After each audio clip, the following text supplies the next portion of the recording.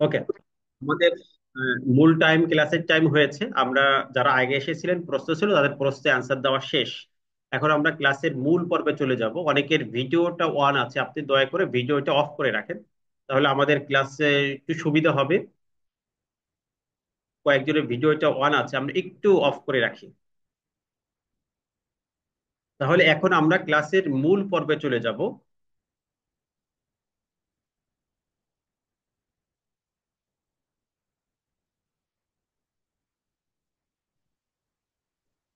আমরা চ্যাট বক্সে অতিরিক্ত কথা লিখবো না, প্লিজ।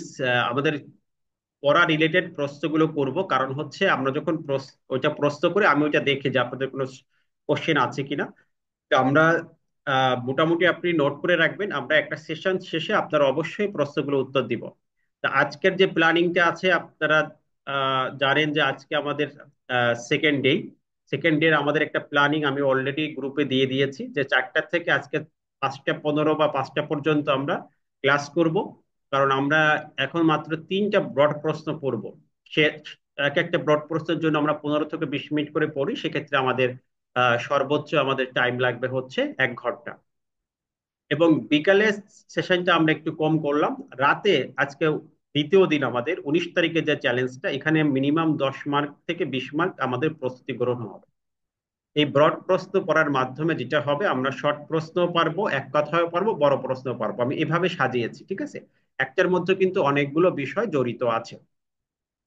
সো এখন আমাদের যে কাজটি করতে হবে, আমরা আয়কর আইনের বড় প্রশ্ন আমরা আজকে বিকালে 3টা প্রশ্ন পড়বো, আর রাতে একটু বেশি পড়বো। রাতে আমরা এই 9টা থেকে শুরু করে 10:30 পর্যন্ত কাউন্ট করব। এখন আমরা 5টার মধ্যে আজকে শেষ করব, যেহেতু অনেকেই বিকালের ক্লাসে একটু সমস্যা জানিয়েছেন যে জয়েন করতে পারবেন না, এই জন্য আমরা একটু বিকালের ক্লাসটা কম করে রাতের ক্লাসটা বেশি করব। বাট আজকের প্ল্যানিংটা আজকের দিনেই আমাদের শেষ করতে হবে, যেহেতু একদম শর্ট প্ল্যানিং। আমাদের কোনো দিন গ্যাপ দেওয়া চলবে না। আগামীকালকের মধ্যে আমাদের ব্রড প্রশ্ন মোটামুটি 30-40 মার্কের আমরা একটা কমপ্লিট কনফিডেন্স নিয়ে এখান থেকে বের হব। আর প্রাসঙ্গিক প্রশ্নগুলো আমাদের কিন্তু, আমি বারবার রিপিট করি, আপনি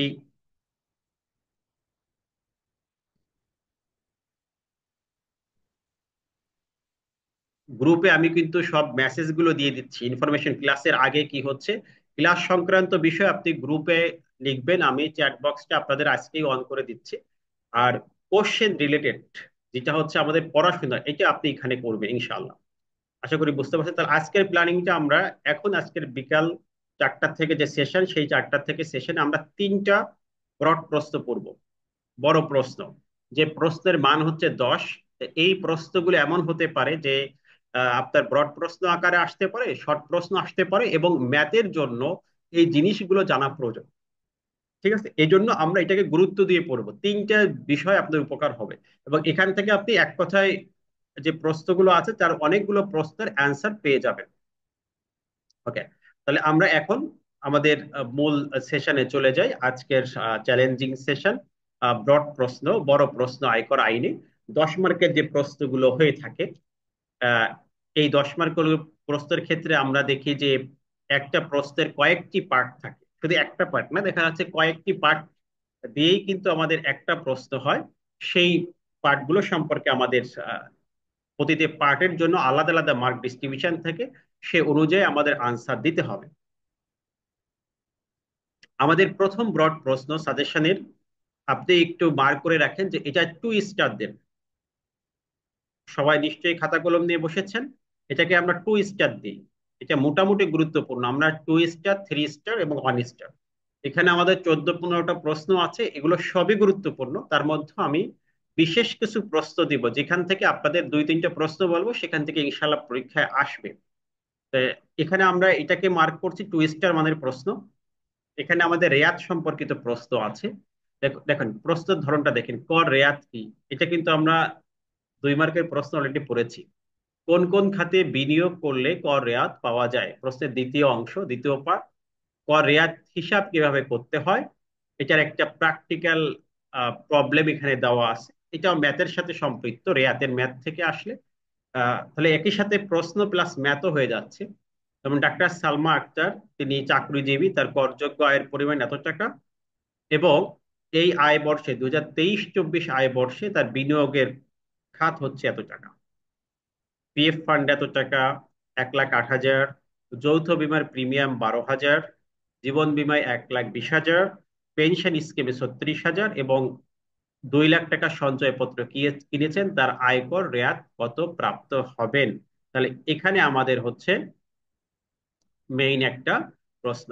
যদি আমাদের এরকম যে আয়কর রেয়াত কি 2 মার্ক, এখানে যদি আমরা 3 মার্ক দিই তাহলে 5 মার্ক, এখানে যদি আমরা টোটাল এই ফাংশনটা যদি 5 মার্ক দিই তাহলে 10 মার্ক, এরকম ভাবে ভাগ করে আমাদের প্রশ্নের মান বন্টন থেকে থাকবে ইনশাআল্লাহ। তাহলে প্রথম যে প্রশ্নটা আছে আমরা এক একটা করে সলভ করি। কর রেয়াত কি? আমি পড়ানোর সাথে সাথে আপনারা রিপিট করবেন। কর রেয়াত হচ্ছে এক ধরনের কর ছাড় বা অব্যাহতি। গত ক্লাসে আমরা এটা পড়েছি। কর রেয়াত মানে কি? কর ছাড় বা কর অব্যাহতি। অর্থাৎ একজন করদাতার মোট যে আয়কর আসবে সেই আয়কর থেকে ছাড় প্রাপ্ত হলে তাকে বলা হবে কর রেয়াত। একজন করদাতার মোট আয়কর থেকে যদি তিনি কোনো কর ছাড় পান তার নাম হচ্ছে কর রেয়াত। এটা আমরা ক্লিয়ার হলাম।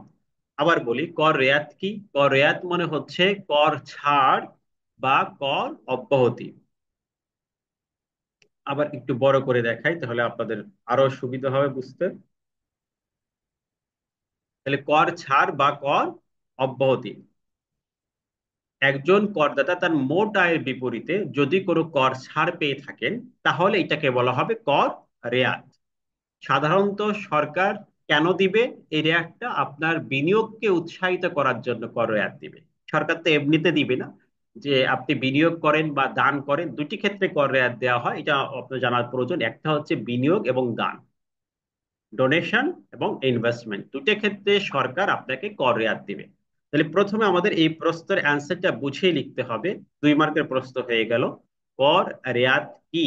কর রেয়াত অর্থ কর ছাড় বা কর অব্যাহতি।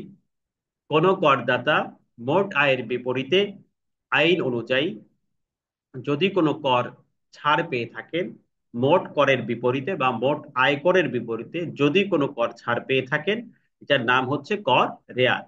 সরকার সাধারণত তাকে বিনিয়োগ বা দানে উৎসাহিত করতে কর রেয়াত দিয়ে থাকেন। সরকারের তো ট্যাক্স বেশি দরকার, তারপরে সরকার কেন দিবেন? আপনার দানকে উৎসাহিত করার জন্য, বিনিয়োগকে উৎসাহিত করার।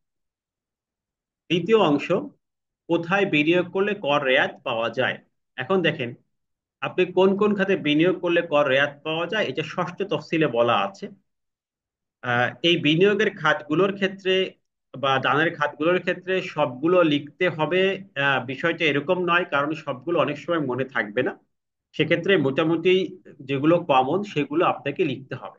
প্রয়োজনে আপনি এই নাম্বারিং গুলো না দিয়ে আপনি এরকম স্টার মার্ক করে লেখেন, সেক্ষেত্রে আমাদের বোঝা যাবে না যে একদম এক্স্যাক্টলি কয়টা আমরা লিখেছি। এখন বিনিয়োগের খাত যেগুলো আছে মোটামুটি আপনি 10-15টা লিখতে পারলেও আশা করা যায় একটি ভালো মার্ক পাবেন। যারা যেভাবে প্রস্তুতি নিচ্ছেন আপনার ডিপেন্ড করবে যে আপনি আসলে আহ, একটা প্রশ্ন, ব্রড প্রশ্ন লেখার ক্ষেত্রে আমরা কতটুকু সময় পাবো। এটা আগে বলি যে আমরা 15 মিনিট সময় পাবো ফর এক্সাম্পল। এখন 15 মিনিটে আপনি আসলে কতটুকু লিখতে পারেন, আপনার ক্যাপাসিটি কতটুকু, 3 পৃষ্ঠা নাকি 4 পৃষ্ঠা, এটা আপনি ডিসাইডেড করুন। আপনি সিদ্ধান্ত নেওয়ার পরে, ডিসাইড করার পরে দেন সেই অনুযায়ী একটা প্রশ্ন লিখে ফেলবেন। আমরা যে প্রশ্নগুলো এখন পড়াচ্ছি এই সেশন শেষে আমরা 9টা পর্যন্ত আপনাদের সময় দিচ্ছি, এর মধ্যে আজকে 3টা প্রশ্ন এখন আলোচনা হবে, এই 3টা প্রশ্ন আপনি কাভার করে ফেলেন। দেন আমরা এরপরে সেশন এটা শেষ করব। তাহলে আমাদের দেখেন এখানে 1 নম্বর বিনিয়োগের খাত হচ্ছে জীবন বীমার প্রিমিয়াম। একটু আমার সাথে রিপিট করে, 1 নম্বর খাত কি? লাইফ ইন্স্যুরেন্সের যদি কোনো প্রিমিয়াম দিই, কিস্তি দিই, তাহলে লাইফ লাইফ ইন্স্যুরেন্স এলপি, সহজে আপনি মনে রাখতে পারেন এলপি, লাইফ ইন্স্যুরেন্স প্রিমিয়াম। এটা আমাদের লাইফ ইন্স্যুরেন্স প্রিমিয়াম, এটা আমাদের বিনিয়োগের একটা খাত। 2 নম্বর হচ্ছে সরকারি পিএফ ফান্ড, আর বেসরকারীদের জন্য হচ্ছে স্বীকৃত পিএফ ফান্ড। দুইটা পিএফ ফান্ড আছে, প্রভিডেন্ট ফান্ড।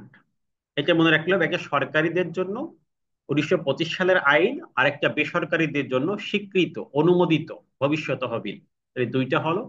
এরপর হচ্ছে কল্যাণ তহবিল বা গোষ্ঠী বিমায় চাঁদা, সুপার অ্যানুয়েশন ফান্ড, এগুলো ফান্ডের নাম, এগুলো একটু মনে রাখবেন।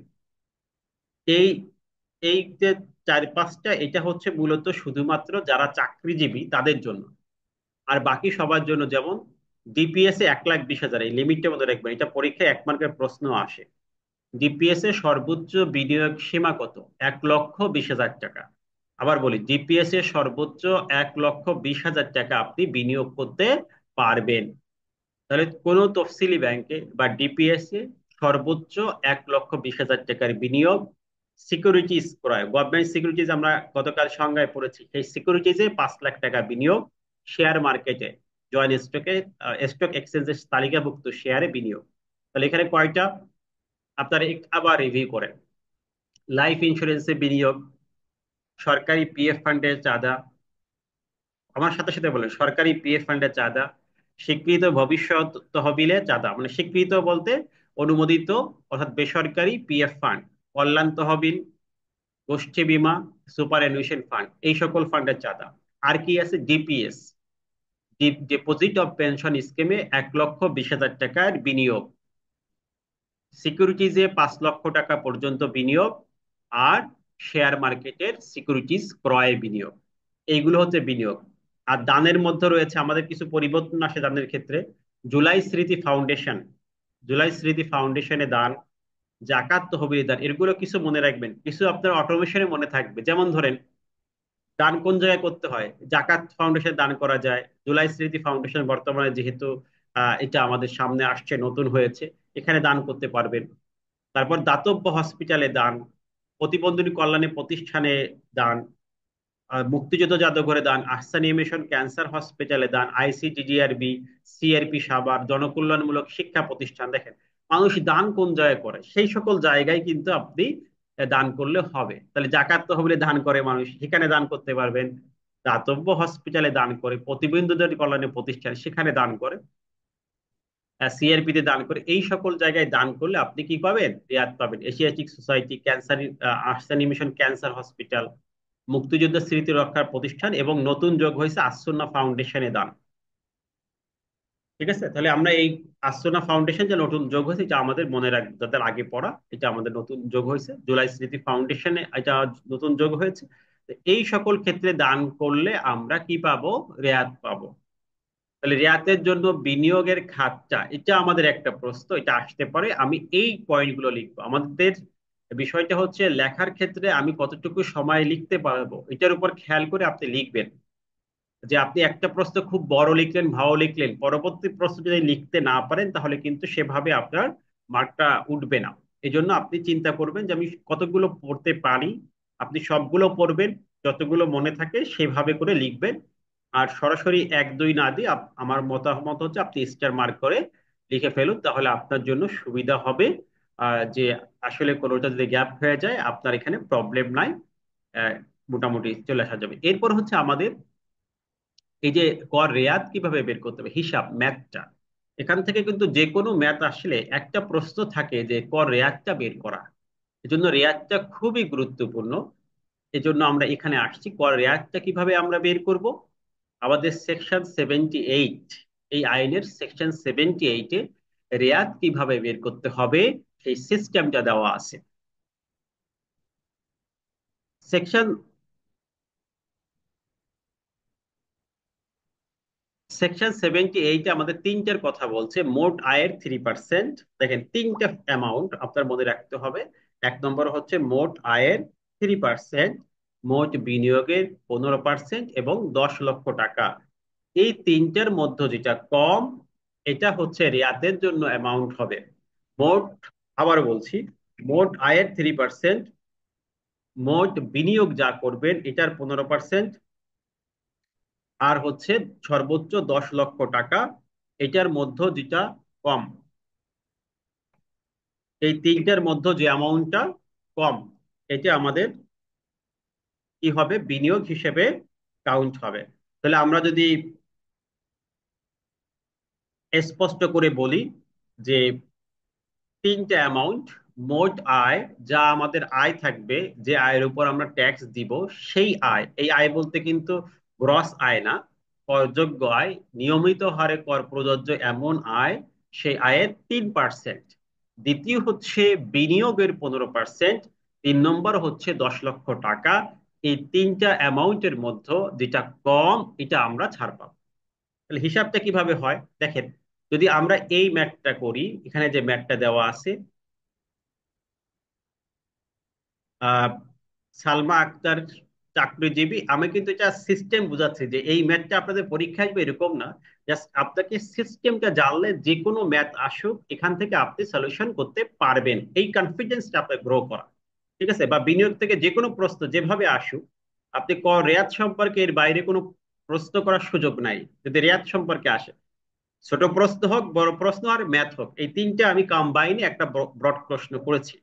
এখানে যে 12টা প্রশ্ন বলতে 12টা প্রশ্ন না, এর মধ্যে কিন্তু অনেক কিছু চলে আসছে।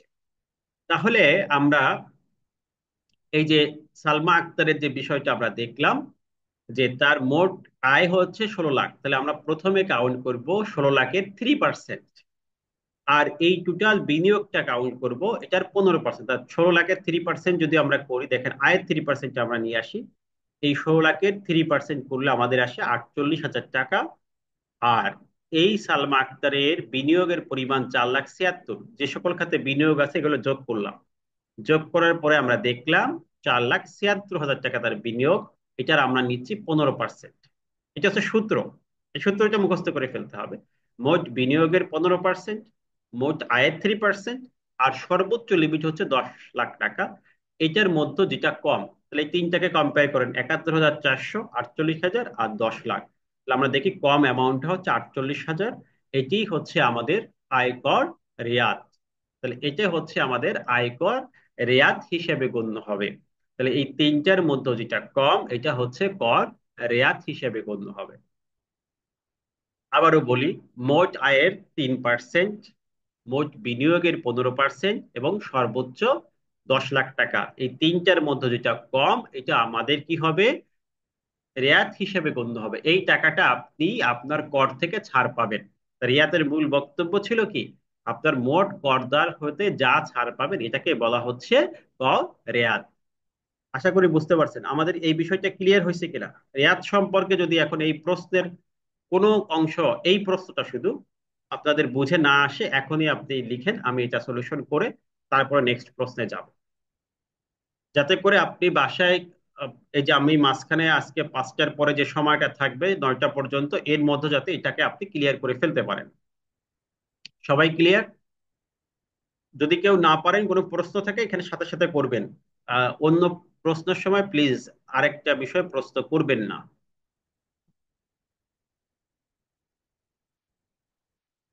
হ্যাঁ, ব্যাংক সুদ থাকলে, সঞ্চয়পত্র সুদ থাকলে এটা আমরা কাউন্ট করব না। ক্যালকুলেটরের বিষয়টা আমরা কালকে আপনাদেরকে ফাইনাল জানাবো, কি ক্যালকুলেটর ব্যবহার করা যাবে, কিভাবে করা যাবে।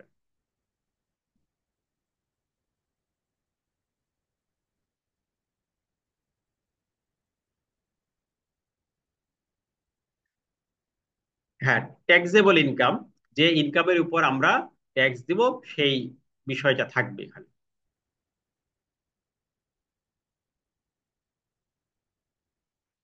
এ, 16 লাখ টাকা হচ্ছে আমাদের, ম্যাথটা আপনি ফলো করেন, ম্যাথের যে কোশ্চেনে তার করযোগ্য আয় দেওয়া আছে 16 লাখ টাকা, এটা তার আয়, এই আয়ের আমরা 3% নিব।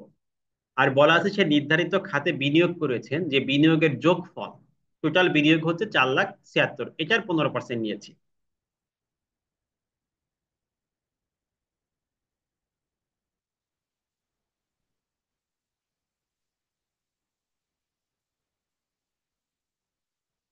ওকে, তাহলে আমরা এখানে আগে ম্যাথের ফ্যাক্টটা পড়বো, কারণ ম্যাথের মূল বিষয়টা হচ্ছে ম্যাথের কোশ্চেনে বলে দিছে যে হ্যাঁ, যে তার এখানে অবশ্যই আয় বলা থাকবে, আয় না বলা থাকলে তো আপনি রেয়াত বের করতে পারবেন না। আয় 16 লাখ টাকা, এটা অনেকে হয়তো বুঝতে পারেন নাই। তার আয় 16 লাখ টাকা, আর নির্ধারিত ক্ষেত্রে বিনিয়োগ আছে, এই বিনিয়োগ যোগ করলে ওই 4 লাখ ওই অ্যামাউন্টটা আসে। তাহলে আমরা যে মোট আয় এটা অবশ্যই প্রশ্নে দেওয়া থাকবে, তাছাড়া আপনি তো রেয়াত হতে পারে না। ঠিক আছে? মোট আয় কোশ্চেনে যা থাকবে এটা 3% দিব, এখানে তো আমি একটা সিস্টেম শিখাচ্ছি, সূত্র শিখাচ্ছি, যে মোট আয় যা থাকবে এটার কত পার্সেন্ট নিব আমরা, 3%। আর যা বিনিয়োগ থাকবে এটার নেব হচ্ছে 15%। তা মোট আয় এখানে দেওয়া আছে আমাদের 16 লাখ, এটা 3%। আর মোট বিনিয়োগ আমরা যোগ করেছি, সেই এই অর্থ বছরে কত টাকা বিনিয়োগ করেছে, কোশ্চেনে দেওয়া আছে, তার আমরা নিচ্ছি 15%। এটা হচ্ছে সূত্র। আশা করি সবাই ক্লিয়ার হয়েছেন।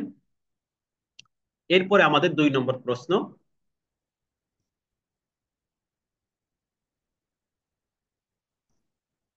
টোটাল ইনকাম আর করযোগ্য ইনকাম, এইটার মধ্যে পার্থক্য হচ্ছে আমরা মোট ইনকাম থেকে অনেক সময় আইনে কিছু অব্যাহতি দেওয়া থাকে, সেই অব্যাহতি পাই, এই অব্যাহতি বাদ দিলে হচ্ছে আমাদের করযোগ্য ইনকাম হয়। যেমন ধরেন বেসরকারি স্যালারির ক্ষেত্রে আমাদের বলা আছে আইনে যে 1/3 অব্যাহতি অথবা 4.5 লাখ টাকা, যেটা কম এটা অব্যাহতি। তাহলে অব্যাহতি বাদ দিলে যে আয়ের উপর আমরা কর প্রদান করব এটাকে বলা হয় করযোগ্য আয়। এটা ম্যাথ করানোর সময় এই জিনিসটা আমরা আরো ভালো করে বুঝতে পারবো। 2 নম্বর প্রশ্ন, তাহলে ফার্স্ট কোশ্চেন আমাদের শেষ, 3টে প্রশ্ন পড়বো, একটা প্রশ্ন শেষ হলো। এটা প্রায় 20 মিনিট আমাদের আলোচনা হয়েছে, এখন আপনি এটাকে আর 20 মিনিট পড়লে আশা করা যায় আপনি এটা পেরে যাবেন। 2 নম্বর প্রশ্ন হচ্ছে, এটা 1 স্টার দেন, এটা 2 স্টার দিয়ে না, এটা খুব বেশি ইম্পর্টেন্ট না, তবে এটার কিছু অংশ পার্ট আমাদের শর্ট প্রশ্ন ব্রড প্রশ্ন আসতে পারে।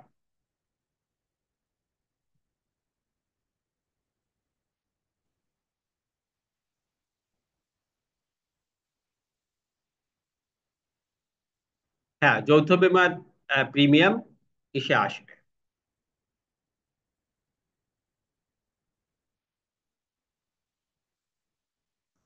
আমাদের এখানে আপনি কোশ্চেনটা দেখলে আমাদের ক্লিয়ার হবেন, এখানে আমাদের বলা আছে তার করযোগ্য আয়, তার করযোগ্য আয় 16 লাখ টাকা, এই জন্য আমরা করযোগ্য আয়টা নিয়েছি। বুঝতে পারছেন যে এক ভাই মনে হয় বিষয়টা ক্লিয়ার হয় নাই। আপ- এখানে আমরা ভুল কিছু শেখাচ্ছি না, আপনি বুঝতে ভুল করলে তো সমস্যা। 1 নম্বর প্রশ্নে আমরা 2 স্টার দিয়েছি, এটা হচ্ছে 2 স্টার। ঠিক আছে। এরপরে 2 নম্বর প্রশ্নটা, এটা বেশি ইম্পর্টেন্ট না, তারপর আমাদের একটু পড়তে হবে, এটা আমরা 1 স্টার দিই। 1 নম্বর পার্ট হচ্ছে এখানে প্রশ্নের 3টে পার্ট। আয়কর রিটার্ন কি, কে আয়কর রিটার্ন দাখিল করতে বাধ্য, আহ আয়কর রিটার্ন দাখিলের সময়সীমা, ব্যর্থতার শাস্তি। সময়সীমা বলতে আমরা ট্যাক্স ডে, এটা ভিন্নভাবে আসতে পারে যে কখন আয়কর রিটার্ন দাখিল করতে হবে, এটা আমরা গত ক্লাসে শর্ট নোটে শিখেছি দেখেন। অনেকটা শর্ট নোটের সাথে ব্রড কোশ্চেন কানেক্টেড, এটা হলো ট্যাক্স ডে। তাহলে আয়কর রিটার্ন কি, এটা আমরা একটু বলি। আয়কর রিটার্ন হচ্ছে এনবিআর কর্তৃক নির্ধারিত একটি ফর্ম।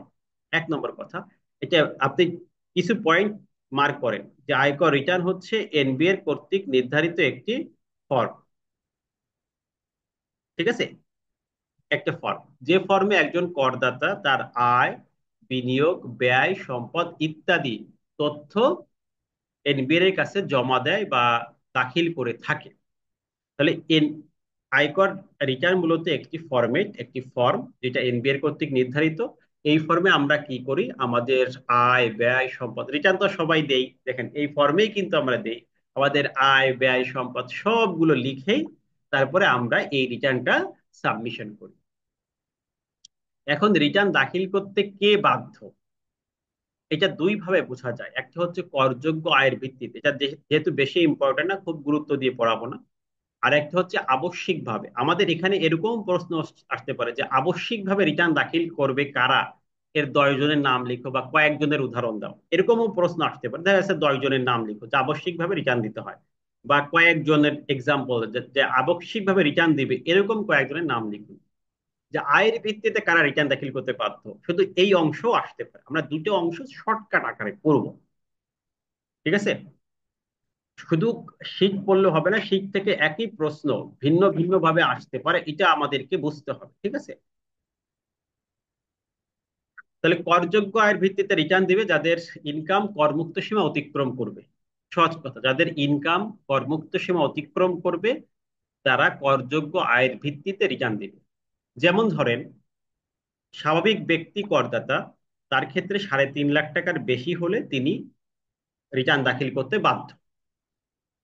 মহিলা এবং 65 বছরের ঊর্ধ্বের পুরুষের ক্ষেত্রে 4 লাখ, এটা আমরা সবাই জানি। এটা পরীক্ষা এরকমও আসতে পারে যে মহিলাদের করমুক্ত সীমা এবছরে কত, 2024-25-এ কত, তাহলে হবে 4 লাখ।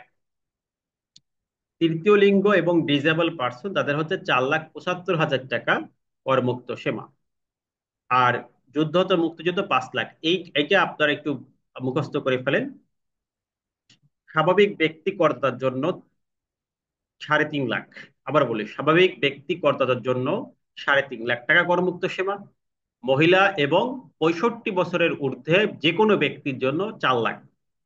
তৃতীয় লিঙ্গ প্রতিবন্ধী 4,75,000। যুদ্ধ মুক্তিযুদ্ধ তাদের জন্য 5 লাখ টাকা। এটা হচ্ছে করমুক্ত সীমা। এর বেশি ইনকাম করলে সে রিটার্ন দাখিল করতে বাধ্য। তাহলে 1 নম্বর পয়েন্ট, যে এরকম আসতে পারে যে আয়ের ভিত্তিতে কারা রিটার্ন দাখিল করতে বাধ্য, তাহলে অবশ্যই আপনি এখান থেকে এই ব্যক্তির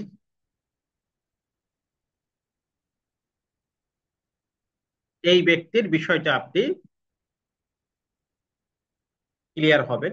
দ্বিতীয় নম্বর অংশ যেটা আছে এই প্রশ্নে, যে এটা এরকম আসতে পারে যে আবশ্যিকভাবে বা পিএসআর, এটা এভাবেও আসতে পারে যে কাদেরকে পিএসআর দাখিল করতে বাধ্য, এরকম কয়েকজনের নাম লিখুন। এটা আরেকটা লিখেন, প্রুফ অফ সাবমিশন রিটার্ন।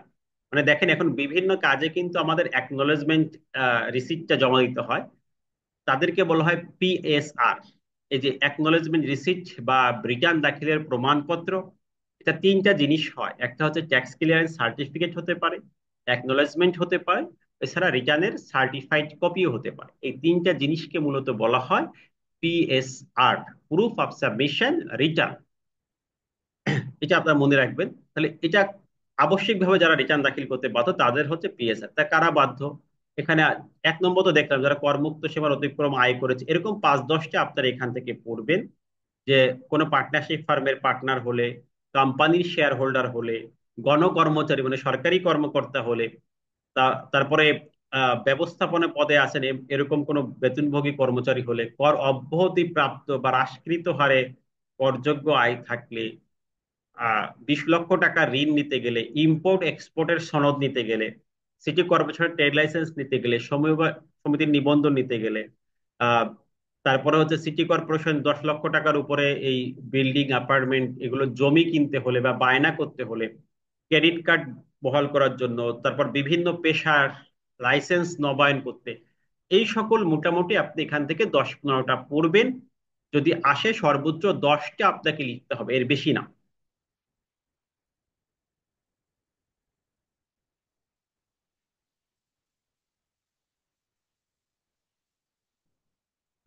গণকর্মচারী মানে সরকারি কর্মকর্তা, এটা আমাদের ডেফিনেশনে দেওয়া আছে।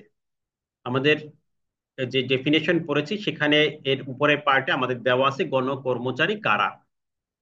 আমাদের পিনাল কোডে এটার ডেফিনেশন দেওয়া আছে। তাহলে এখান থেকে মূলত 4-5টা আমরা দেখব। একদম সহজ কথা, আপনিও জানেন যে কাদের রিটার্ন দাখিল করা বাধ্যতামূলক। 1 নম্বর তো পয়েন্ট আমরা শিখেছি, যারা করমুক্ত সীমার অতিক্রম করে, এরকম ইনকাম হয় যাদের, যাদের ইনকাম 3.5 লাখ টাকার বেশি, তারা রিটার্ন দাখিল করতে বাধ্য। এরপরে আমরা জেনেছি যে ফার্মের অংশীদার হলে, কোম্পানির শেয়ার হোল্ডার হলে, শেয়ার হোল্ডার পরিচালক, এরপর সরকারি কর্মকর্তা হলে, কোম্পানির ব্যবস্থাপনা পদে ম্যানেজমেন্টে আছে, ডিরেক্টর এরকম পদ হলে, কর অব্যাহতি প্রাপ্ত বা হ্রাসকৃত হারও যদি করযোগ্য আয় হয়, এরকম 20 লাখ টাকার অধিক ঋণ নিতে গেলে, আহ, আমদানি লাইসেন্স করতে গেলে, রপ্তানি লাইসেন্স করতে গেলে, সিটি কর্পোরেশনের ট্রেড লাইসেন্স নিতে গেলে, সমবায় সমিতি নিবন্ধন করতে গেলে, এরকম অনেকগুলো প্রায় 51-52টার মতো আমাদের সার্ভিস আছে গভর্নমেন্টের, যে সার্ভিস নিতে হলে আপনাকে রিটার্ন বাধ্যতামূলক দাখিল করতে হয়। তা এটাকে আমরা খুব এই 10-15টার মধ্যে সীমাবদ্ধ রাখবো, এর বেশি আপাতত আপনার পড়ার দরকার নেই। এটা হলে আপনার হয়ে যাবে, কারণ প্রশ্নগুলো যা আছে এখন কিন্তু আপনাকে শর্টকাট ওয়েতে অগ্রসর হতে হবে একদম। আমার শীটে যা আছে প্লিজ এভাবে সম্পূর্ণটা পড়বেন না, কারণ এত পড়ার আপনার সময় নাই। আমি এখান থেকে টিক মার্ক করে যেভাবে দিচ্ছি এভাবে অগ্রসর হন, তাহলে আপনার জন্য পরীক্ষাটা সহজ হয়ে যাবে। এরপরের পার্ট দেখেন, 2টা পার্ট হয়ে গেল। আয়কর রিটার্ন কি, রিটার্ন দাখিলের কারা বাধ্য। 3 নম্বর পয়েন্ট, রিটার্ন দাখিলের সময়সীমা। আমরা জানি রিটার্ন দাখিল করতে হয় বিফোর ট্যাক্স ডে। ট্যাক্স ডের পূর্বেই একজন ব্যক্তির রিটার্নটা সাবমিশন করতে হয়। ঠিক আছে? ট্যাক্স ডে মানে কি? ব্যক্তির ক্ষেত্রে ট্যাক্স ডে হচ্ছে 30শে নভেম্বর। ট্যাক্স ডে শব্দটা ব্যক্তির ক্ষেত্রেই প্রযোজ্য হয়।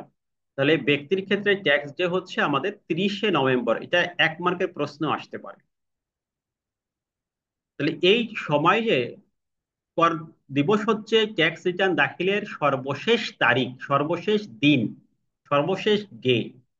অর্থাৎ একজন ব্যক্তি সর্বশেষ কয় তারিখের মধ্যে রিটার্ন দাখিল করতে পারবে এটাকে বলা হচ্ছে ট্যাক্স ডে। জরিমানা ছাড়া সে 30শে নভেম্বরের মধ্যে রিটার্ন দাখিল করতে পারবে। এই 30শে নভেম্বর হচ্ছে তার জন্য ট্যাক্স ডে বা কর দিবস। তাহলে আমরা প্রথম দেখলাম ট্যাক্স ডে বা কর দিবস, এটা কত তারিখ? 30 নভেম্বর। এই 30 নভেম্বর হচ্ছে ব্যক্তি রিটার্ন দাখিলের শেষ তারিখ। এখানে একটা এক্সেপশন মনে রাখবেন, এটা গত ক্লাসে আমরা পড়াছি। যে ব্যক্তি প্রথম রিটার্ন দাখিল করবে, এর আগে রিটার্ন দাখিল করে নাই, তার ক্ষেত্রে 30শে জুন পর্যন্ত হচ্ছে কর দিবস।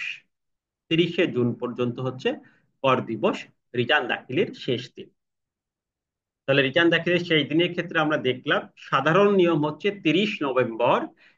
আবারও বলি, সাধারণ নিয়ম হচ্ছে 30 নভেম্বরের মধ্যে একজন ব্যক্তি করদাতা রিটার্ন সাবমিশন করবেন। তবে যিনি ইতিপূর্বে কখনোই রিটার্ন দাখিল করেন নাই, তার ক্ষেত্রে 30 জুন পর্যন্ত রিটার্ন দেওয়ার সুযোগ আছে। তার কর দিবস 30 জুন। তাহলে কর দিবস দুইটা হলো, একটা 30 নভেম্বর কমন, আরেকটা হচ্ছে এক্সেপশনাল কেস, যারা ইতিপূর্বে কখনো রিটার্ন দেন নাই তাদের ক্ষেত্রে আমাদের 30 জুন কর দিবসটা পেয়ে গেলাম। আমাদের থার্ড পার্ট শেষ হলো। এরপরে ফোর্থ পার্টে দেখেন কি বলছে। রিটার্ন দাখিল ব্যর্থতার শাস্তি কি হতে পারে? আমাদের তিনটা শাস্তি মনে রাখবেন, তিনটা শাস্তি হতে পারে। এটা আমি একটু দেখাই দিই আপনাদেরকে। 1 নম্বর হচ্ছে আপনাকে 266 ধারা অনুযায়ী উপকর কমিশনার জরিমানা করতে পারে। 1 নম্বর কি হতে পারে? আপনাকে জরিমানা করতে হতে পারে, যে আপনি রিটার্ন দাখিল করেন নাই, তাহলে আপনার উপর জরিমানা আরোপ হবে। 30 জুন, কারেন্ট ফিনান্সিয়াল ইয়ারে 30 জুন, মানে পরবর্তী যখন সে রিটার্ন দিবে সেই 30 জুন পর্যন্ত সময় পাবে। যদি করদাতা এখন এই বছরে রিটার্ন দেয় গত বছরের, তাহলে এই 30 জুন পর্যন্ত সময় পাবে, যেটা অলরেডি অন্যদের ক্ষেত্রে টাইম বার হয়েছে। তাহলে পরবর্তী 30 জুন পর্যন্ত মানে একটু বেশি সময় পাচ্ছে। তাহলে উপকর কমিশনের কি, মানে যদি আপনি ট্যাক্স রিটার্ন সাবমিশন না করেন আপনার ক্ষেত্রে কয়টা ঘটনা ঘটবে? আবারও ভালো করে বুঝেন, তিনটা ঘটনা ঘটবে। কয়টা? তিনটা। 1 নম্বর, উপকর কমিশনার আপনাকে জরিমানা করবে। 2 নম্বর, সে একতরফা ভাবে কর নির্ধারণ করবে। যদি দেখা যাচ্ছে আপনি হাজির না হন, আপনি ট্যাক্স না দেন, তাহলে সে একতরফা ভাবে কর নির্ধারণ করবে। এরপরেও যদি আপনি ট্যাক্স পে না করেন বা আপনি রিটার্ন সাবমিশন না করেন, তাহলে গভর্নমেন্টের বা এনবিআর আন্ডারে যতগুলো সার্ভিস আছে সেগুলো বন্ধ করে দিবে। যেমন বেতন হলে বেতন বন্ধ করে দিবে, অনেক সময় ব্যাংক লেনদেন বন্ধ করে দেবে, ব্যাংক অ্যাটাচ করে, গ্যাস বিদ্যুৎ ইত্যাদি সংযোগ বিচ্ছিন্ন হয়ে যেতে পারে। তাহলে আবারও একটু ভালো করে বোঝার চেষ্টা করেন। রিটার্ন না দিলে তিনটা ঘটনা বা তিনটা শাস্তি, তিনটা পেনাল্টি হতে পারে। 1 নম্বর হচ্ছে 266 ধারা অনুযায়ী উপকর কমিশনার আপনাকে জরিমানা দিতে বলতে হতে পারে, বলে যে জরিমানা দিয়ে জরিমানা আরোপ করতে পারে। 2 নম্বরে একতরফা ভাবে আপনার কর নির্ধারণ হতে পারে, যেহেতু আপনি তাদের সাথে কোনো সহযোগিতা করেন নাই, তাহলে একতরফা ভাবে কর নির্ধারণ হতে পারে। এরপর হচ্ছে আপনার যতগুলো সার্ভিস আছে এই সার্ভিস গুলো সে বন্ধ করে দিতে পারে, যেমন বেতন ভাতা, গ্যাস বিদ্যুৎ ইত্যাদি সার্ভিস গুলো সে বন্ধ করে দিতে পারে। তাহলে আমরা মোটামুটি ক্লিয়ার হলাম যে এটা হচ্ছে আমাদের মূল বিষয়, যে এই সার্ভিস গুলো বন্ধ করে দিতে পারেন। রিটার্ন না দাখিল না করলে এই তিনটি কাজ আপনার সাথে ঘটতে পারে। এটা আমাদের মনে, তাহলে আমাদের সেকেন্ড প্রশ্ন যেটা ছিল, ধারা মনে থাকলে লিখবেন, না হলে লিখবেন না। এক কথায় জরিমানা আরোপ হবে, একতরফা নিষ্পত্তি হবে, এবং আমাদের সার্ভিসগুলো থেকে আমরা বঞ্চিত হব বা সার্ভিসগুলো সে বন্ধ করে দিতে পারবে। এই তিনটা পয়েন্ট লিখলে হবে। হ্যাঁ, নতুন হলে 30 জুন 2025। ভেরি গুড, আপনি ক্লিয়ারলি বুঝতে পারছেন।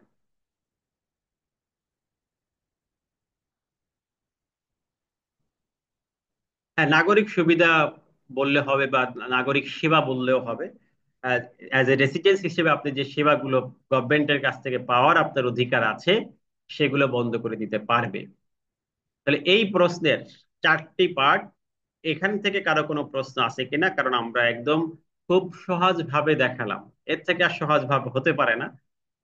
আর এটার হয়তোবা সব পার্ট একসাথে আসবে না, যেভাবে আসুক আপনি আনসারটা লিখতে পারবেন। তাহলে চারটে পার্ট ছিল। একটা হচ্ছে রিটার্ন, আয়কর রিটার্ন কি, রিটার্ন দাখিলে কে বাধ্য, রিটার্ন দাখিলের সময়সীমা টাইম ফ্রেম, আর রিটার্ন দাখিল না করলে কি শাস্তি হতে পারে। তাহলে এটা কিন্তু দেখেন শর্ট নোট আকারে আসলে চারটা প্রশ্ন হয়ে যায়, ব্রড প্রশ্ন আসলে একটা আসতে পারে। তাই খুব বেশি ইম্পর্টেন্ট না। আমরা 1 স্টার মার্ক করেছি, আপনি স্টার গুলো খুবই গুরুত্বপূর্ণ পড়ার ক্ষেত্রে। আপনাকে অবশ্যই কনসেপ্ট ক্লিয়ার রেখে নিজের ভাষায় লিখতে হবে। আইনের হুবহু শব্দে আপনাকে লিখতে বলা হয় নাই।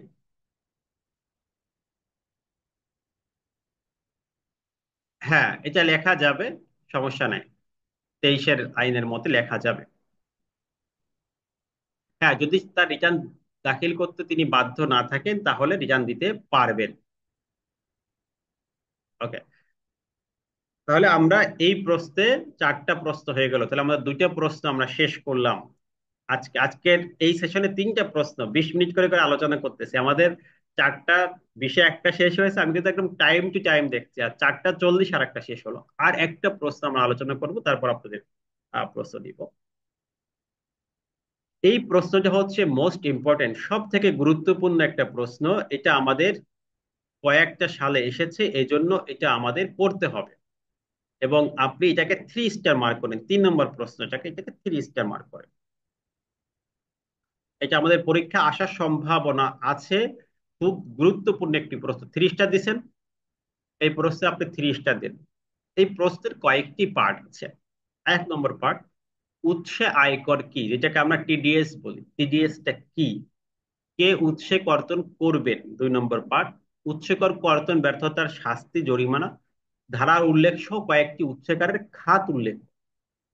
তাহলে এখানেও কিন্তু 3-4টে পার্টে প্রশ্ন আছে। পেজ নম্বর 21। তাহলে এখানেও এই প্রশ্ন কিন্তু 3 নম্বর প্রশ্ন, ব্রড প্রশ্ন। এই প্রশ্নেরও কিন্তু কয়েকটি পার্ট আছে, অংশ আছে, যেখান থেকে আমাদের প্রশ্ন আসার সম্ভাবনা খুবই বেশি। খুবই ইম্পর্টেন্ট একটা প্রশ্ন, গুরুত্বপূর্ণ প্রশ্ন।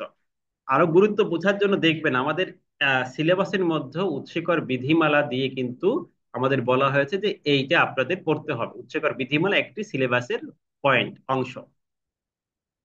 তাহলে উৎসে আয়কর কি, আপনি এটা কিভাবে মনে রাখবেন? হ্যাঁ, 2017 সালে এসেছে এটা আমি জানি, তারপরেও আসতে পারে। উৎসে আয়করটা কি? উৎসে আয়কর হচ্ছে, মানে এখানে কিছু পরিবর্তন আসছে তো এই জন্য আসতে পারে। আহ একজন করদাতার আয়ের উৎস যেখানে, সেখান থেকে যদি আয়কর কেটে রেখে সরকারি কোষাগারে জমা করা হয়, এটা হচ্ছে উৎসে আয়কর কর্তন। এভাবে মনে রাখবেন। যেখানে একজন ব্যক্তি বা করদাতার আয়ের উৎস, আমরা যেহেতু করদাতা নিয়ে কথা বলতেছি, তাহলে করদাতার আয়ের উৎস যেখানে, সেখান থেকে যদি কোনো প্রকার ট্যাক্স কর্তন করা হয়, এটার নাম হচ্ছে উৎসে আয়কর কর্তন। আবারও বলি, করদাতার আয়ের উৎস যেখানে, সেখান থেকে যদি কোনো প্রকার ট্যাক্স কর্তন করা হয়, কোনো ট্যাক্স কেটে রাখা হয়, এটার নাম হচ্ছে উৎসে আয়কর কর্তন। মানে করদাতার আয়ের উৎস যেখানে, সেখান থেকে যদি কোনো ট্যাক্স কর্তন করা হয়, এটার নামকে উৎসে আয়কর কর্তন। উৎসে আয়কর কে কর্তন করবে? যিনি আয় পরিশোধকারী, যিনি করদাতাকে আয়টা দিবেন। ধরেন ব্যাংক আয় প্রদান করে কারী, তাহলে ব্যাংক আপনার উৎসে কর্তন করবে। যিনি বেতন দিবেন, ধরেন কোনো প্রতিষ্ঠান আপনাকে বেতন দেয়, তাহলে ওই প্রতিষ্ঠান উৎসে কর্তন করবে। তাহলে যিনি আয় প্রদানকারী, তিনি হচ্ছেন উৎসে কর্তনকারী সত্তা, তিনি উৎসে কর্তন করবেন। তাহলে এখানে আপনি কি করেন, এটা মনে হয় উৎসে করটা আমি বুঝতে পেরেছি। উৎসে কর্তন কি, আবারও রিপিট করি। উৎসে কর্তন মানে যেখানে করদাতার, যেখানে করদাতার আয়ের উৎস, সেখান থেকে যদি কোনো আয়কর কেটে রাখা হয়, এটার নাম হচ্ছে উৎসে আয়কর কর্তন। যেখানে করদাতার আয়ের উৎস রয়েছে, সেখান থেকে যদি কোনো কর কর্তন করা হয়, এটার নাম হচ্ছে উৎসে আয়কর কর্তন। উৎসে আয়কর কে কর্তন করবেন? যিনি করদাতাকে আয় প্রদান করবেন। তিনি কখন করবেন? যখন তিনি আয়টা দিবেন, সেই সময় উৎসে কর্তন করে সরকারি কোষাগারে জমা দিয়ে দিবেন। তাহলে এটা শেষ। এরপরে দেখেন কে উৎস কর্তন করবেন। এটা আপনাকে একটু সংক্ষিপ্ত ভাবে লিখতে হবে। উৎস কর্তন মূলত করে হচ্ছে কোম্পানি বা আইনগত যারা সত্তা আছে তারা উৎস কর্তন করে। এখানে আমি আহ, আপনি নির্দিষ্ট ব্যক্তি না লিখে ডিরেক্টলি এই নামগুলো লিখবেন যে উৎসে কর্তনকারী সত্তা। সেখানে 1 নম্বরে রয়েছে যে কোনো কোম্পানি বলতে লিমিটেড কোম্পানি, পার্টনারশিপ ফার্ম, ব্যক্তি সংঘ, ট্রাস্ট তহবিল। এগুলো কিন্তু কোম্পানি আইন, কোম্পানির সংজ্ঞা আমরা গত ক্লাসে পড়েছি, সেখানে বলা ছিল যে কোনো কোম্পানি, তারপর পার্টনারশিপ ফার্ম, ব্যক্তি সংঘ, তহবিল, এ সবাই হচ্ছে উৎসে কর্তনকারী সত্তা। তাহলে 1 নম্বর পয়েন্ট হচ্ছে কি, যে কোনো কোম্পানি, লিমিটেড হোক, পাবলিক হোক, ওপিসি হোক, কোম্পানি যে কোনো ধরনের কোম্পানি, যে কোনো ধরনের ট্রাস্ট, তহবিল, ফাউন্ডেশন, সবাই কি উৎসে কর্তনকারী সত্তা, এনজিও, সবাই উৎসে কর্তন করবেন। 2 নম্বরে পাবলিক প্রাইভেট পার্টনারশিপ। 2 নম্বর পাবলিক প্রাইভেট পার্টনারশিপ। 3 নম্বর যে কোনো ঠিকাদার, বিদেশি এন্টারপ্রাইজ, কারণ ঠিকাদারদের যে বিল আছে সেখানে উৎস কর্তন বাধ্যতামূলক। যে কোনো সংস্থা, প্রতিষ্ঠান, এরা উৎস কর্তনকারী সত্তা। বাংলাদেশের বাহিরের প্রতিষ্ঠান, আবার বাংলাদেশ সরকারের যে কোনো প্রতিষ্ঠান, সবাই উৎস কর্তনকারী সত্তা। তাহলে কোনো বিদেশি ঠিকাদার সে উৎস কর্তন করবে, বাংলাদেশের যে কোনো ঠিকাদার সেও কি করবে, উৎস কর্তন করবে। তাহলে 1 নম্বর মনে রাখবেন কোম্পানি। একটা শব্দ মনে রাখবেন, কোম্পানির সাথে কারা কারা যেতে পারে, পার্টনারশিপ ফার্ম, ব্যক্তি সংঘ, তহবিল ইত্যাদি। এটাকে আপনি এই আলাদা আলাদা ভাবে লিখতে পারেন যে উচ্চকরণের সত্তা কোম্পানি, 2 নম্বরে পার্টনারশিপ ফার্ম, 3 নম্বর এভাবে করেও লিখতে পারেন। তবে আপনার এভাবে লেখাটাই হচ্ছে বেটার। এরপরে দেখেন 4 নম্বর পয়েন্টে আছে কোন ডায়াগনস্টিক সেন্টার বা হসপিটাল ক্লিনিক, এই ব্যক্তিরা, এটা প্রোপাইটার হলেও করবে, কোম্পানি হলেও করবে। তার মানে আপনার প্রতিষ্ঠানের নামের সাথে যদি হসপিটাল শব্দ থাকে, আপনি উৎসে কর্তনকারী সত্তা। তাহলে কে করবেন, কোনো হসপিটাল উৎসে কর্তন করবে, কোনো ক্লিনিক করবে, কোনো ডায়াগনস্টিক সেন্টার করবে। তাহলে যে কোনো হসপিটাল সে উৎসে কর্তনকারী সত্তা, যে কোনো ক্লিনিক সে উৎসে কর্তনকারী সত্তা, যে কোনো ডায়াগনস্টিক সেন্টার সে উৎসে কর্তনকারী সত্তা। তাহলে এরা সবাই কি করবে, উৎসে কর্তন করবে। আর দুইটা হচ্ছে টার্নওভারের বেসিস, এই 6টা লিখতে পারলে ইনশাল্লাহ হবে। ঠিক আছে। একটা হচ্ছে বার্ষিক 1 কোটি টাকার উপর টার্নওভার আছে এরকম কোন ই কমার্স প্রতিষ্ঠান, এটা মনে রাখবে। যার টার্নওভার হলো হচ্ছে 12 মাসে সেল 1 কোটির উপরে, এমন ই কমার্স প্রতিষ্ঠান সে উৎসে কর্তনকারী সত্তা। আর হচ্ছে 1 কোটি টাকার উপর টার্নওভার এরকম hotel, community centre, restaurant, travel agency. Hotel, community centre বা ট্রাভেল এজেন্সি, এই 3টা। তাহলে আমরা এখানে মোটামুটি অনেকগুলো নাম পেলাম যারা উৎসে কর্তনকারী সত্তা। যেমন ধরেন 1 নম্বর কোম্পানি, ফার্ম, ব্যক্তি সংঘ, তহবিল, পাবলিক প্রাইভেট পার্টনারশিপ, তারপরে হচ্ছে বিদেশি ঠিকাদারি প্রতিষ্ঠান। কিছু কিছু নাম মুখস্থ রাখবেন, যেমন হসপিটাল, ডায়াগনস্টিক সেন্টার, এগুলো। তারপর টার্নওভার আছে 1 কোটি টাকার বেশি, এমন ই কমার্স প্রতিষ্ঠান, 1 কোটি টাকার বেশি টার্নওভার আছে এরকম হোটেল, কমিউনিটি সেন্টার ইত্যাদি। আরো একটা আপনি এখানে লিখবেন ব্যাংক, বিমা, মানে আর্থিক প্রতিষ্ঠান। দেখেন এখানে সহজ কথা, এই যে আর্থিক প্রতিষ্ঠান, সকল আর্থিক প্রতিষ্ঠান উৎস কর্তনকারী সত্তা। আর সকল বেতন প্রদানকারী, এই যে এখানে স্থানীয় কর্তৃপক্ষ যারা বেতন প্রদান করে। তাহলে এখানে আরেকটা পয়েন্ট আপনি অ্যাড করতে পারেন, বেতন পরিশোধকারী যে কোনো প্রতিষ্ঠান উৎস কর্তনকারী। 1 নম্বর কথা, এটা আপনি একটি স্টার মার্ক করতে পারেন। বেতন পরিশোধকারী মানে চাকরি হতে আয়, এটা প্রোপাইটার হলেও করবে, কোম্পানি হলেও করবে, যে কোনো ব্যক্তি যিনি বেতন পরিশোধকারী তিনি উৎসে কর্তন করবে। আর্থিক পরিসম্পদ হতে আয় পরিশোধকারী কে দিবে, ব্যাংক, বিমা বা সংস্থা বা ইন্স্যুরেন্স, আর্থিক অর্থ যেখানে থাকে তারা উৎসে কর্তনকারী সত্তা। আর এইগুলোর নাম বললাম, এখান থেকে মোটামুটি আপনি এতগুলো শেখার পরে 5-7টা লিখতে পারলেও হবে, বলে দিলাম। এতগুলো শেখার পরে 5-7, তাহলে 1 নম্বর দেখেন, যিনি চাকরি আয় প্রদান করবেন, মানে হচ্ছে যিনি বেতন প্রদান করে তিনি উৎস কর্তনকারী সত্তা। যিনি আর্থিক পরিসম্পদ থেকে আয় প্রদান করে, আপনার ডিপিএস আছে, এফডিআর আছে, সেখান থেকে যে আয় হয় যিনি প্রদান করবেন তিনি কে, ব্যাংক। তাহলে ব্যাংক, বিমা, আর্থিক প্রতিষ্ঠান তারা উৎস কর্তনকারী সত্তা। যে কোনো কোম্পানি, যে কোনো ফার্ম, যে কোনো ট্রাস্ট, তহবিল, এরা উৎস কর্তনকারী সত্তা। পাবলিক প্রাইভেট পার্টনারশিপ যদি হয়, কোনো প্রোগ্রাম হয় সেটাও উৎস কর্তনকারী সত্তা। বাংলাদেশের বাহিরের কোনো ঠিকাদার প্রতিষ্ঠান এরা উৎস কর্তনকারী সত্তা। আর বিশেষ করে মনে রাখবেন হসপিটাল, ডায়াগনস্টিক সেন্টার, ক্লিনিক এরা উৎস কর্তনকারী সত্তা। ই কমার্স প্রতিষ্ঠান যাদের 1 কোটি টাকার উপর টার্নওভার আছে, এরপরে হোটেল, কমিউনিটি সেন্টার এবং ট্রান্সপোর্ট এজেন্সি এরাও উৎস কর্তনকারী সত্তা। তাহলে এই বিষয়টা আমাদের ক্লিয়ার হলো। হ্যাঁ, স্বায়ত্তশাসিত প্রতিষ্ঠান যেগুলো আছে সবাই উৎস কর্তনকারী সত্তা এখানে বলা আছে।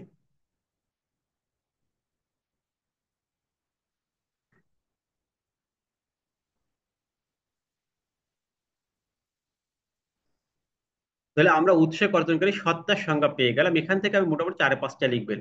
এখন উৎস কর্তন জমাদান ব্যর্থতার শাস্তি কি, কয়েকটি ধারার উল্লেখ পূর্বক কয়েকটা উৎস কর্তনের খাত লিখ। দেখেন, উৎস কর্তন করার পরে যদি আমরা জমা না দিই বা উৎস কর্তন আমরা না করি, সেক্ষেত্রে আমাদের শাস্তি হচ্ছে যে পরিমাণ আমরা উৎস কর্তন করব না তার উপর প্রতি মাসে 2% হারে আমাদের অতিরিক্ত অর্থ বা অতিরিক্ত সুদ পে করতে হবে। তাহলে শাস্তিটা কি? 2% হারে আমাদের, আপনি এই পয়েন্টটা মার্ক করেন। সব পৃষ্ঠা পড়ার দরকার নাই, বা ব্রড প্রশ্ন যেভাবে আছে সবভাবে লিখতেও পারবেন না। আপনি এত ব্রড প্রশ্ন আপনি আনসার লিখতে পারবেন না, এই জন্য একদমই শর্টকাট করবেন। এবং এতটুকু যেটুকু পড়া আছে এতটুকু লিখতে পারলে আপনি ভালো মার্ক পাবেন ইনশাআল্লাহ। তাহলে এখানে 22 নম্বর পয়েন্ট, 22 নম্বর পাতায় আছে আমাদের। তাহলে উৎস কর্তন আমরা যদি জমা না দেই আমাদের শাস্তি হচ্ছে 2% হারে, 2% হারে ডিলে ইন্টারেস্ট, অতিরিক্ত অঙ্ক জমা দিতে হবে। এখন এই 2%টা আমরা কিভাবে নির্ধারণ করব, কোন অঙ্কের উপর দিব, এটা এটার 3টা পয়েন্ট, এখানে 3টা পয়েন্ট মনে রাখবেন। অর্থাৎ আপনি যদি উৎস কর্তন না করেন তাহলে যে পরিমাণ করেন নাই তার উপর 2%। দেখা গেল আপনার উৎস কর্তন করার কথা ছিল 10,000 টাকা, কিন্তু আপনি 1 টাকাও করেন নাই, মানে কমপ্লায়েন্সটা করেন নাই। 10,000 টাকার 1 টাকাও আপনি উৎস কর্তন করেন নাই, তাহলে ওই 10,000 টাকার উপর 2% সুদ হবে। তাহলে যে পরিমাণ উৎস কর্তন করতে আপনি বাধ্য কিন্তু উৎস কর্তন করেন নাই তার 2%, এভাবে লিখবেন। যে পরিমাণ উৎস কর্তন করতে উৎস কর্তনকারী সত্তা বাধ্য ছিল কিন্তু উৎস কর্তন করতে পারে নাই, সেখানে তার উপর কত পার্সেন্ট কর্তন করবে? 2% কর্তন করবে। 2 নম্বর হচ্ছে, ধরেন আপনার উৎস কর্তন করার কথা 10,000 কিন্তু করছেন 5,000, যদি কম কর্তন করেন, 2 নম্বর পয়েন্ট হচ্ছে কম হারে কর্তন করেন, তাহলে যতটুকু কম করেছেন তার উপর জরিমানাটা আসবে, সুদটা আসবে। 5,000 তো কর্তন করেছেন, বাকি 5,000 করেন নাই, তাহলে ওই 5,000-এর উপরে আপনার সুদটা আরোপিত হবে। তাহলে আবারও বলি, যে পরিমাণ আপনি উৎস কর্তন কম করেছেন তার উপরে 2% জরিমানা হবে। 2 নম্বর পয়েন্ট, যে পরিমাণ আপনি উৎস কর্তন কম করেছেন সেই কমের উপরে 2% হারে জরিমানা হবে। 3 নম্বর পয়েন্ট হচ্ছে একটু ব্যতিক্রম। দেখা গেল আপনি উৎস কর্তন ঠিকই সংগ্রহ করেছেন কিন্তু নিজের কাছে রেখেছেন, গভর্নমেন্ট কোষাগারে জমা দেন নাই। ওই উপরের দুটো হচ্ছে আপনি করেন নাই অথবা কম করেছেন। 3 নম্বর পয়েন্ট হচ্ছে উৎস কর্তন করেছেন কিন্তু সরকারি কোষাগারে জমা দেন নাই। সেক্ষেত্রে ঘটনা কি ঘটবে? সেক্ষেত্রে হচ্ছে যে পরিমাণ জমা দেন নাই অথবা যে পরিমাণ যে কম জমা দিয়েছেন, কেটেছেন 10 টাকা, জমা দিয়েছেন 5 টাকা, তাহলে ওই 5 টাকার উপর মানে যতটুকু আপনি আসলে প্রকৃত অর্থে অর্থ কম জমা দিয়েছেন ততটুকুর উপরে আপনার জরিমানা আসবে। সহজ কথা, যতটুকু আমরা কম দিই। তাহলে 3টা পয়েন্ট আবার একটু রিপিট করি।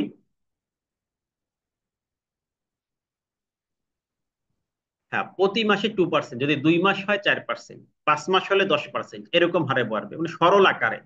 জরিমানার উপর আবার জরিমানা হবে না, মানে সুদের উপর আবার সুদ হবে। আর এরকম দেওয়া যাবে হচ্ছে সর্বোচ্চ 24 মাস। এরপরে ডিসিটি তার বিরুদ্ধে অন্য ব্যবস্থা গ্রহণ করবে। হ্যাঁ, তাহলে আমাদের পয়েন্ট 3টা। একটা হচ্ছে তিনি কর্তন করেন নাই। 1 নম্বর মনে রাখেন, কর্তন করে নাই, এই যে কর্তন বা সংগ্রহ ব্যর্থ মানে কর্তন করে নাই। তার কর্তন করার কথা ছিল, দায়িত্ব ছিল, করে নাই। তাহলে যা করে নাই, যতটুকু অংশ করে নাই অতটুকু অংশের উপর 2% সুদ। তাহলে প্রথম কথা হচ্ছে কর্তনই করে নাই, কমপ্লায়েন্সই করে নাই, যা করে নাই এটার উপর কত পার্সেন্ট? 2%। দ্বিতীয় কথা হচ্ছে কম হারে করেছে, কম করেছে, করার কথা 5,000 করছে 10,000, 2,000। তাহলে কম করলে যতটুকু কম করেছে তার উপরে জরিমানা হবে, যা কম করেছে। 3 নম্বর পয়েন্ট হচ্ছে সে সংগ্রহ ঠিকই করেছে কিন্তু সরকারি কোষাগারে জমা দেয় নাই। তাহলে সরকারি কোষাগারে জমা দেওয়া হচ্ছে 3 নম্বর পয়েন্ট। সংগ্রহ করেছে, সরকারি কোষাগারে জমা দেয় নাই, অথবা উপরের দুইটা কম দিয়েছে। তাহলে যে পরিমাণ কম দিয়েছে বা যেটুকু অংশ জমা দেয় নাই তার উপরে জরিমানা আরোপ। এই 3টা পয়েন্ট মনে রাখবেন জরিমানাটা, যা আসতে পারে পরীক্ষায়। এই এই কোশ্চেনের লাস্ট যে পয়েন্টটা আছে এটা খুবই ইম্পর্টেন্ট, যে কয়েকটা উৎসে করের খাত, ধারার উল্লেখ সহ, পার্সেন্টেজ সহ লিখতে হবে। আমরা জানি আমাদের সেকশন 86 থেকে 139, উচ্চ করের ধারা কত, 86 থেকে 139, অধ্যায় হচ্ছে 7। এই বইয়ের যে চ্যাপ্টার আছে তার সপ্তম অধ্যায় এই উৎসকর নিয়ে আলোচনা আছে।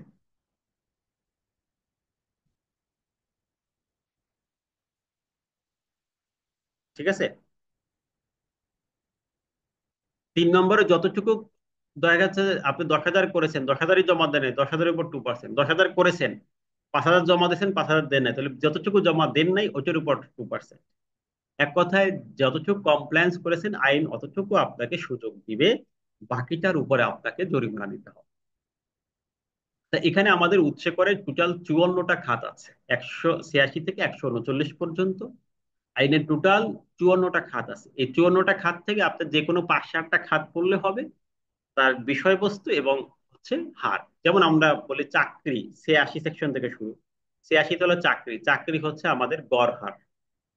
এখানে উৎসে কর্তন হচ্ছে চাকরি আয় থেকে উৎসে কর্তন, খাতের নাম কি, ধারা কত, 86, খাতের নাম চাকরি আয় থেকে উৎসে কর্তন, হার হচ্ছে গড় হার, এভারেজ রেট। গড় হারে আমরা উৎসে কর্তন করব। 2 নম্বর হচ্ছে 87 সেকশন, সংসদ সদস্য সম্মানী, সেখান থেকে উৎসে কর্তন, হার হচ্ছে গড় হার। এখানেও আমাদের গড় হারে উৎসে কর্তন আছে।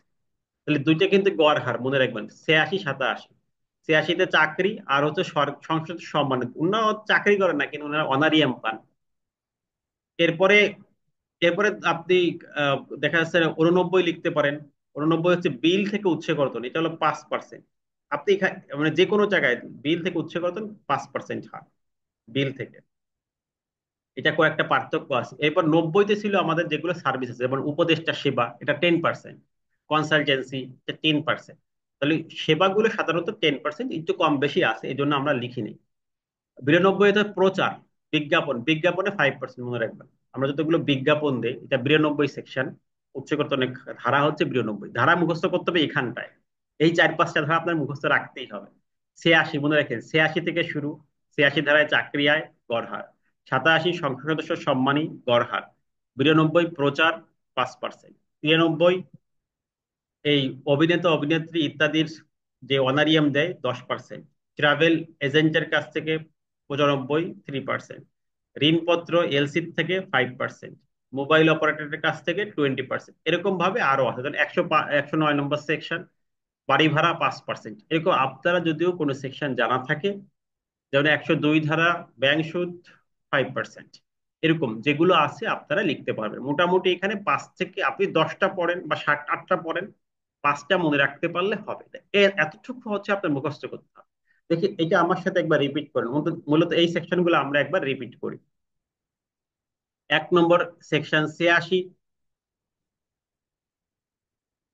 89-তে 3% যেটা বাতিল হয়েছে, নতুন উচ্চকর বিধিমালায় 3% বাতিল হয়েছে।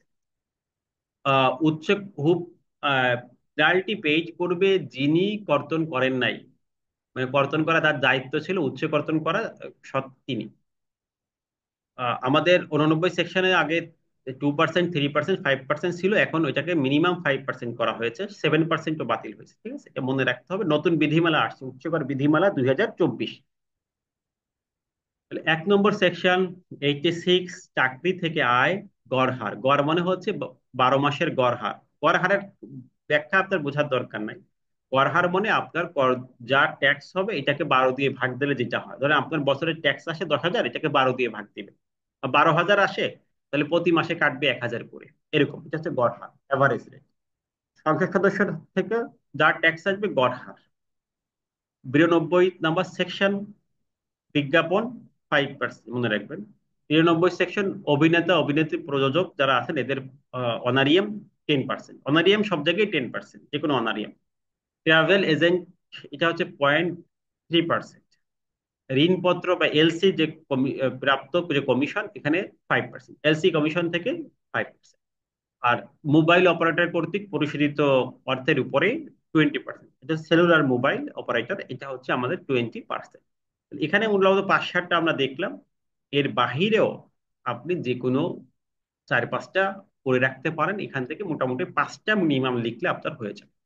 তাহলে এই যে উৎসেকরের প্রশ্নটা, এটা ছিল মোস্ট ইম্পর্টেন্ট একটা প্রশ্ন।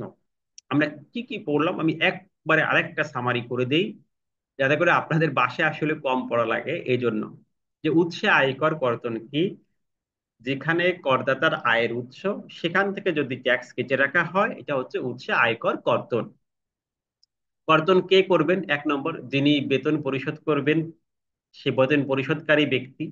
2 নম্বর, যিনি ব্যাংক, বীমা, আর্থিক প্রতিষ্ঠান, যিনি আর্থিক পরিসম্পদ থেকে আয় প্রদান করেন সেই ব্যক্তি। 3 নম্বরে বললাম যে কোনো কোম্পানি, পার্টনারশিপ, ফার্ম, ব্যক্তি সংঘ, তারা উৎসে কর্তন করে সত্তা।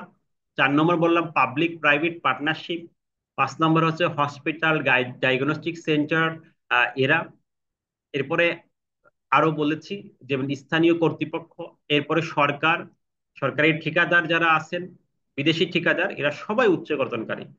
আর টার্নওভার আছে 1 কোটির উপরে এরকম ই কমার্স প্রতিষ্ঠান, এরা উচ্চ কর্তনকারী। টার্নওভার 1 কোটির উপরে হোটেল, রেস্টুরেন্ট, এরা কি উচ্চ কর্তনকারী। বা আপনার ট্রাভেল এজেন্সি, এরা উচ্চ কর্তনকারী সত্তা। তাহলে আমরা পেয়ে গেলাম উচ্চ কর্তনকারী সত্তা কারা। উচ্চ কর্তন জমা না দেওয়ার শাস্তি মনে রাখবেন, 2% হারে শাস্তি প্রতি মাসে সরল সুদ, এটা সর্বোচ্চ 24 মাস পর্যন্ত হবে। লিখবেন লেখার পরে শাস্তিটা কার উপর ডিপেন্ড করবে, কত টাকার উপর 2% আরোপ করা হবে।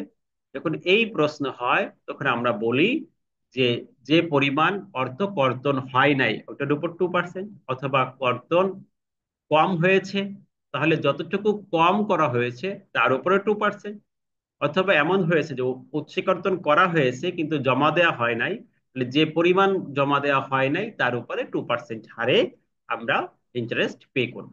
কয়েকটা ধারা আমরা বললাম, যেমন ধারা 86 বেতন থেকে আয়, আমরা গড় হার। 89 সংখ্যা সদস্য সম্মানী, এটা আমরা গড় হার বললাম। সরি, 87 89 বিল হতে উৎসীকর্তন, এটা হচ্ছে আমাদের 5% বললাম। 90 উপদেষ্টা বা পরামর্শ সেবা, এটা বললাম আমরা 10%। 92 বিজ্ঞাপন সেবা, এটা বললাম আমরা 5%। অভিনেতা প্রযোজক 93, এটা বললাম আমরা 10%। এরপর সেলুলার মোবাইল, এটা বললাম আমরা 20%।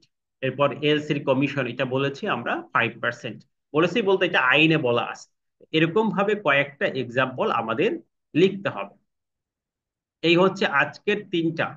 24 মাসে 48%, সাপ্লায়ার এখন 5%, ভেরি গুড। তাহলে সর্বোচ্চ দেখা যাচ্ছে আমাদের 48% পর্যন্ত হয়, এরপর ডিসিটি তার বিরুদ্ধে অ্যাকশন যায়। বাড়ি ভাড়া আজকে আমাদের আলোচনা বিষয় না, পরের প্রশ্ন আমরা আসবো। বাড়ি ভাড়া এখানে আছে, আমরা পরে 35 সেকশন থেকে শুরু করে আহ, আমাদের বাড়ি ভাড়া শুরু 35, 36, 37, 38, 39 পর্যন্ত বাড়ি ভাড়া সম্পর্কে আছে, এটা পরে আমরা আলোচনা করব। আজকের এই সেশনে আমরা বলেছি 3টে প্রশ্ন পড়ব, আর রাতের সেশনে আমাদের 4টা প্রশ্ন। তো এই 3টা কিন্তু আমরা মোটামুটি আহ করে দিলাম। 10 লাখ এটা আমাদের প্রয়োজন নাই, এটা হচ্ছে অন্য কোনো ব্যর্থতা হলে 10 লাখ। আমি যতটুকু পড়িয়েছি আপনাদের লেখার জন্য ইটস আনাফ। এতটুকু পড়ে, সেই থেকে সব পড়ার দরকার নেই, সব পড়তে যাবেনও না, বা বই থেকেও আপনি সব পড়তে যাবেন না। আপনার সেকশন এখানে লেখা আছে, দেখেন আপনি, এটা তো শীটে শেয়ার করেই দেখালাম।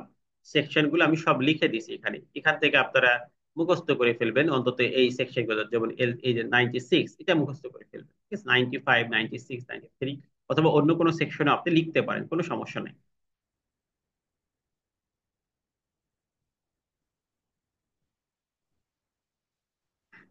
এই 3টে প্রশ্নে আমাদের আর কোনো কথা আছে? যদি এই 3টা প্রশ্ন আপনি কমপ্লিট করতে পারেন তাহলে আমাদের এই সেশন শেষ। আর ঠিকাদার বিল হতে 5% বর্তমানে, ঠিক আছে? সবার কিছু এক্সেপশন আছে, 12টার মতো এক্সেপশন আছে, তো ওটা আমাদের প্রয়োজন না। আপনি লিখবেন 5% হয়ে যাবে। ঠিকাদারি বিল হতে 5% উচ্চ কর্তন করবে সাধারণ বিল থেকে, সব বিল থেকে। আর এই যেমন আমরা উপদেষ্টা পরামর্শ সেবা, এটা হচ্ছে 90 সেকশন সেবাগুলো, এটা আছে সবগুলো আমাদের ম্যাক্সিমাম হচ্ছে 10%। তাহলে তাহলে আমাদের আজকের যে প্ল্যানিংটা ছিল আবার আমরা একটু শেয়ার করি, তারপর আমরা শেষ করব। আজকের প্ল্যানিং এর মধ্যে আমাদের ছিল হচ্ছে, আমি শুরুতে বলেছি 3টা ব্রড প্রশ্ন এখন পড়লাম, আর 4টা আমরা রাত্রে 9টা সেশনে পড়বো। এই 9টা সেশনের আগে আপনারা এই 3টে প্রশ্ন ঠিক করে ফেলবেন।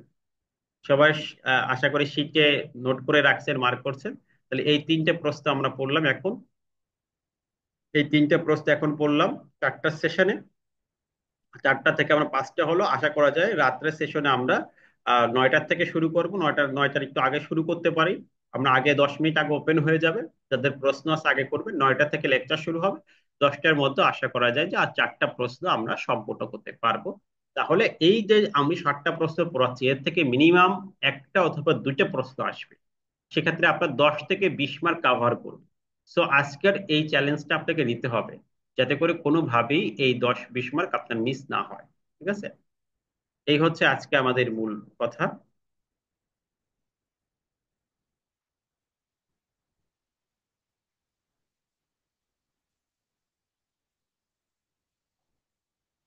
উৎসেকর ব্যর্থতার জরিমানা আমাদের কয়েকবার রিপিট করা হয়েছে।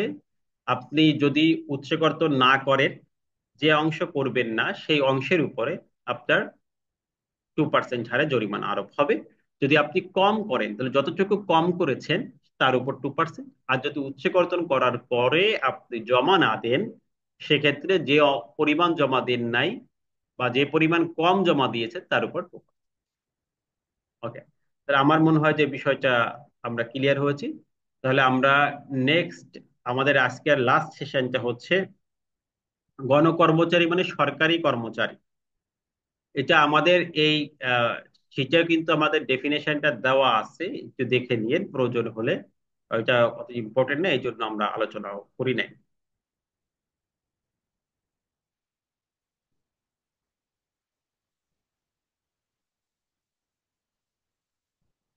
ওকে, ভিডিও প্রিভিয়াস দুইটা গ্রুপে দেওয়া আছে, এটাও আজকের ভিতর আমরা ভিডিও দিয়ে দিব। আমি চাচ্ছি যে কোনো ভাবে ভিডিওটা আপনাদের তাড়াতাড়ি দিয়ে দেওয়া, যাতে করে আমরা খুব ই হয়। উইথ হোল্ডিং হচ্ছে এই টিডিএস এর যে রিটার্নটা আছে, এটার নাম হচ্ছে উইথ হোল্ডিং। টিডিএস, উৎসেক আয়কর এবং উইথ হোল্ডিং এর মধ্যে কোনো পার্থক্য নাই। গতকাল রাতের ভিডিওটা প্লিজ দেখেন, আমাদের এই গ্রুপে আমি দিয়ে দিয়েছি। 1 এবং 2 দুইটা ভিডিও আপনাদের গ্রুপে আছে, সেখানে আমার আছে। তো আপনি একটু মনে হয় দেখলে ভালো হয়।